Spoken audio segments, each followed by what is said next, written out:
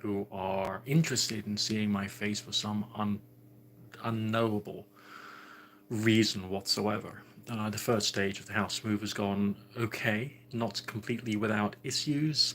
The cat was recovered, and that was obviously like a very big, very important thing. However, a window had to get broken, and there was problems left, right, and center, and it was all really rather difficult and really rather traumatic. In general, we're happy with the results so far. There's boxes upon boxes upon boxes. In fact, the moment we walked into the first house, which is this one here, I'm staying for like another week or so. It was just like the end of the proverbial Indiana Jones film, but writ large in every single fucking room, and it was, oh my god.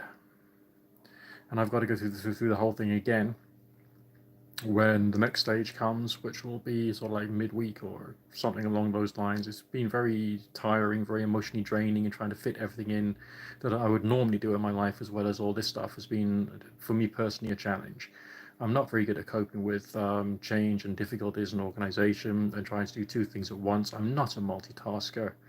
I'm more a question of here's one thing to do, right? I'll just do that. That sort of thing. I'm quite narrow-minded in that respect, which is a bit of a shame. Sometimes it's the greatest one of my best assets when I'm trying to find out what's real and what's true and what's useful.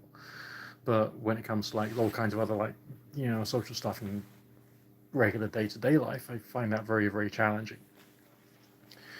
Uh, but a time will come when all the troubles and strife and all that problem will just be fucking over, and I'll be able to get on with doing like more intelligent, useful things like Christmas.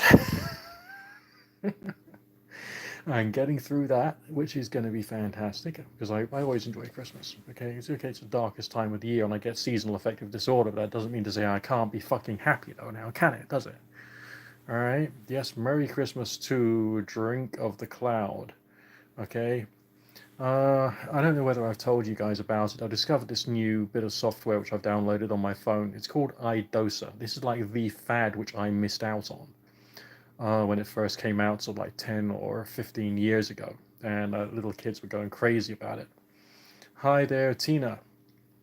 Yeah, I mean it's a quite a cool bit of software, and the it uses binaural beats as well as other audio stimuli, and the that's right. Well, no, it's five people watching now, so this is Christmas come early for me. You know what I mean? It's crazy.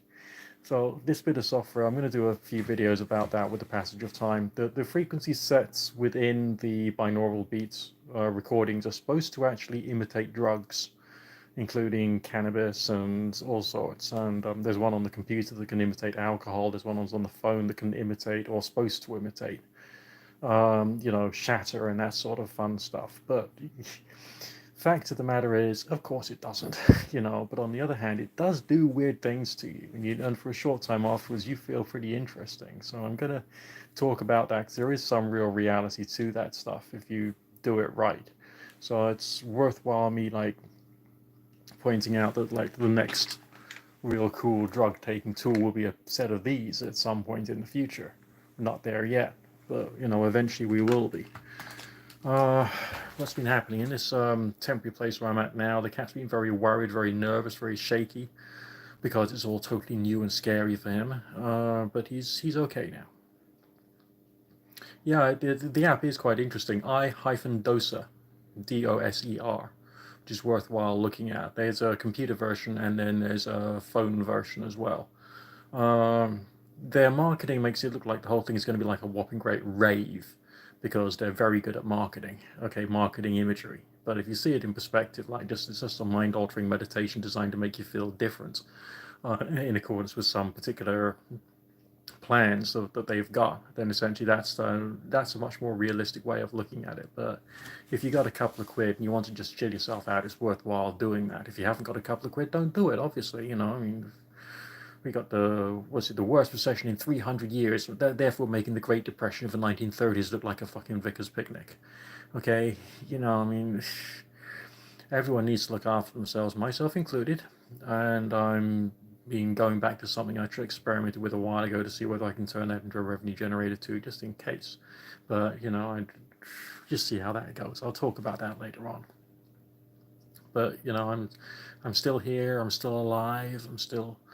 I haven't died in the blizzards and the snow because we haven't had any fucking blizzards or snow.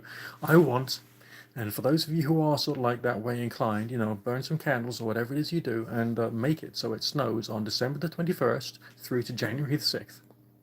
That's it. Then from January the 7th onwards, we can have spring. If you can do that, sort that out for me, that would be wonderful. Okay? That's the way I want it done. That's when I want my snow. Okay? Yeah, one of these years we'll just make it happen. It'll be perfect.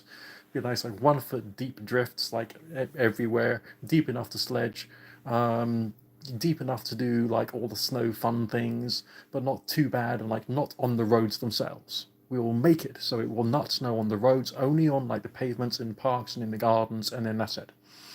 And wherever there's a good sledging slope, right? That's the way that I want the snow to be when we get proper winters. Right. In the meantime, still working, trying to support my family during this, during this crazy move.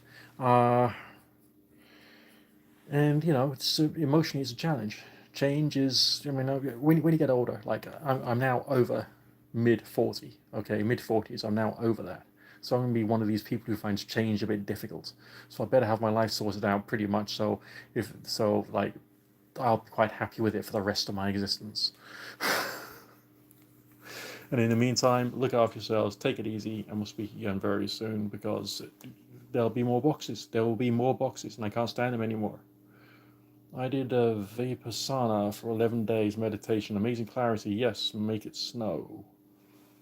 Go for it. Speak to you again soon. Bye for now. If I can work out how to turn this freaking thing off on my phone. Are you sure you want to stop streaming? For the moment, okay. Speak to you in a bit.